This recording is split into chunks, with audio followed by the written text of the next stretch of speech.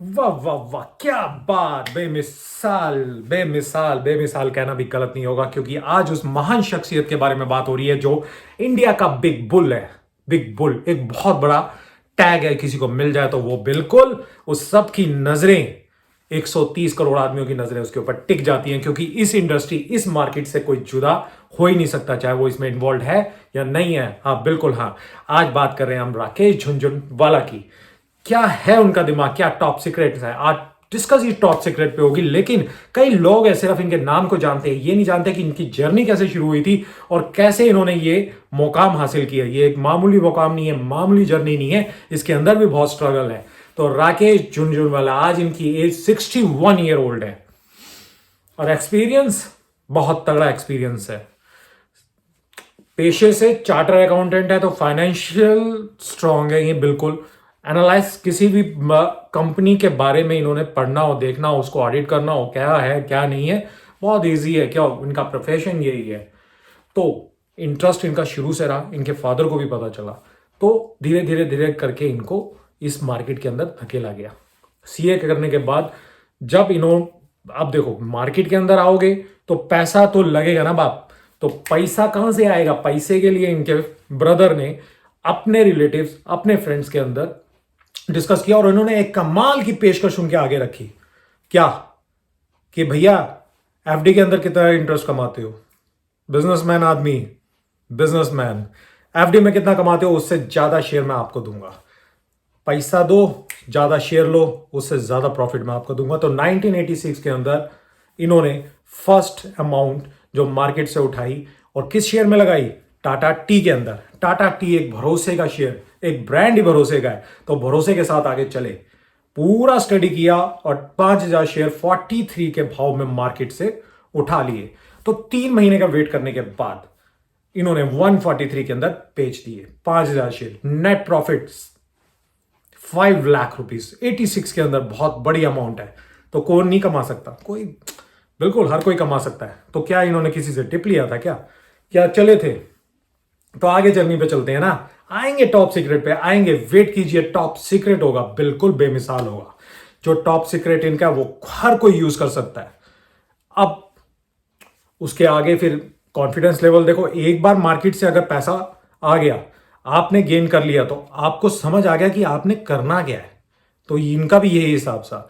तो इन्होंने क्या किया, उसके बाद आगे इन्वेस्टमेंट करके कुछ 2-3 सालों के अंदर 24-25 लाख रुपए की फिर गेन किया और फिर इन्होंने पीछे मुड़ के नहीं देखा। तो आज टाइटन के अंदर कम से कम 7,300 करोड़ रुपए की हिस्सेदारी इनकी है। टाइटन जैसे ब्रांड के अंदर, बहुत बड़ा ब्रांड है। तो और भी कई कंपनियों के अंदर इनकी चेयरमैनशिप है, जैसे एप्टेक लिमिटेड, हंगामा डिजिटल और कई कंपनियों के अंदर ये डायरेक्टर्स हैं। क्या बात! बहुत बड़ा मुकाम। बेसिकली हैं क्या आज के डेट के अंदर? इन्वेस्टर। इन्वेस्ट करते हैं, पैसा लगाते हैं, देखते हैं भाव क्या, क्या लेना क्या देना, सब हिसाब किताब ही अपने तरीके से, अपने सोच समझ के करते हैं। तो अब करते कैसे हैं? तो सबका ये असूल है कि निकालते कैसे हैं, तो चुनते कैसे हैं। तो उसके पास भी जाने के लिए आएंगे हम धीरे धीरे। लेकिन ये तो बता दें कि इतनी बड़ी शख्सियत कभी कंट्रोवर्सी में नहीं फंसी, तो पीछे ही ये कंट्रोवर्सी में फंसी है। इनसाइड ट्रेडिंग की कंट्रोवर्सी के अंदर इनको सेबी ने तलब कर लिया, तो इनके ऊपर पेनल्टी लगी 35 करोड़ रुपीस की। पे किया इन्होंने, कोई अप्रोक्सीमेटली इतनी अमाउंट थी, आगे पीछे हो सकती है। तो इन्होंने पे किया। क्यों? इनसाइड ट्रेडिंग हमारे यहां पे कहीं भी हो, इलीगल है। चल दिए। तो ऐसे स्टेप भी कई बार गलत होते हैं, आप भी उठाते हो। नुकसान जिंदगी में चलता है। आप ये सोचो कि नफा नफा चलेगा, तो ऐसा कुछ नहीं है। नुकसान चलेगा तभी आप सोचोगे कि तभी आप मुनाफा के भी हकदार हो और मजा ले पाओगे, अदरवाइज कुछ नहीं ले पाओगे। तो अब इनका सफर आगे शुरू हुआ। तो आज की डेट के अंदर कई कंपनियों के अंदर हिस्सेदारी होना, एक शब्द ये मुंह पे बोल दें तो उस शेयर का भाव ऊपर जाना लाजमी है। तूफान आ जाता है शेयरों के अंदर, तूफान। लोग सोचते हैं भाई इसने लिया, और हर कोई आदमी इनके पोर्टफोलियो को चेक करना चाहता है कि इनके पोर्टफोलियो के अंदर है क्या, वही हम अपने पोर्टफोलियो में लगा लें। तो अब ट्विस्ट आता है यहां।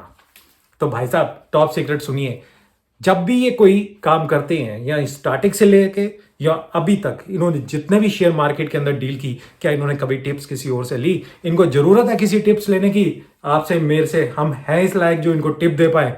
नहीं ना, बिल्कुल नहीं। तो इन्होंने यूज क्या किया?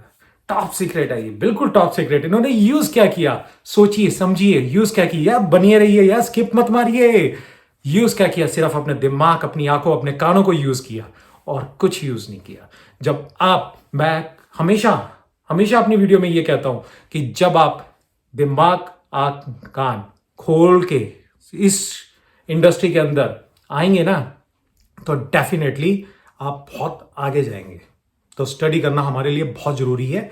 इस लाइन को अच्छी तरह से स्टडी कीजिए, आगे चलिए, घबराने की जरूरत नहीं है। थोड़ा सा लॉस भी उठा जाएंगे ना तो प्रॉफिट जरूर आएगा, क्योंकि लॉस का दूसरा नाम प्रॉफिट है। और इतना बड़ा भी लॉस मत उठा लेना कि गोल गोल घूमते रह जाओ। स्टडी करना मतलब एक टेक्निकल, बिल्कुल दिमाग को पंच करके, दिल का यूज नहीं करना। दिल का यूज करोगे तो वहां नुकसान उठाओगे। ये हर वीडियो में मैं कहता हूं, अगर नहीं कहता, नहीं सुना तो पिछली वीडियो भी मेरी देख लीजिए, उसमें भी यही है।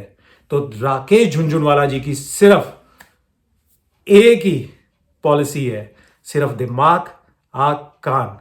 कब सही मौका आया उठाया, और कब सही मौका आया बेच डाला।